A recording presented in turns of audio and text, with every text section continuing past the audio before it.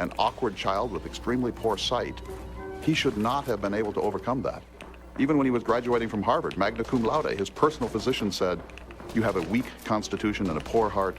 You should not expect to live a very long life. In the short time you have ahead of you, I urge you to be as sedentary as possible." And Roosevelt said, "I'm not doing that." He said, "I'm going to bound up every flight of stairs I ever come to." He fought for the lightweight boxing championship at Harvard, edited a newspaper, won election to Phi Beta Kappa, and was asked to join 3 of the university's most prestigious clubs, the Dickey, Hasty Pudding, and Porcellian. And somehow he found the time as an undergraduate to begin writing a 498-page history, The Naval War of 1812, that would eventually influence a generation of naval planners. He also fell in love. Alice Lee was 17 when he first met her at a classmate's home. She was tall, blonde, full of life. "See that girl," Theodore said that evening? "I am going to marry her. She won't have me, but I am going to." Holy, he wrote, that it almost seems profanation to touch her.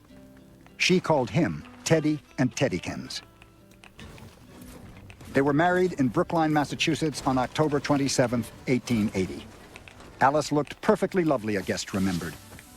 And Theodore was so happy and responded in the most determined Theodore-like tones.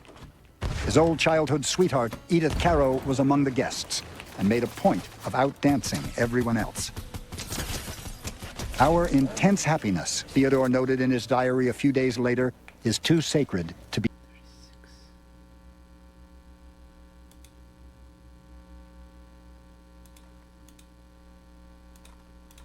He wore Roosevelt.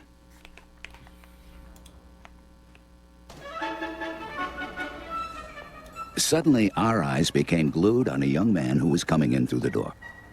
His hair was parted in the center, and he had sideburns. He wore a single eyeglass. He carried a gold-headed cane in one hand, a silk hat in the other. And he walked in the bent-over fashion that was the style with the young men of the day. "Who's the dude?" I asked another member. "That's Theodore Roosevelt of New York." Assemblyman John Walsh. 6 days before James and Sarah's baby Franklin was born, Theodore Roosevelt made his first headlines as the brand new Republican assemblyman from Manhattan's 21st District and the youngest man ever elected to the Assembly. He was just 23 years old, and Albany had never seen anyone quite like him.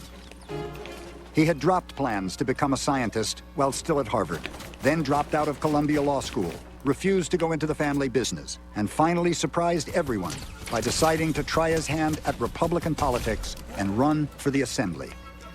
Some of his friends had advised him against it.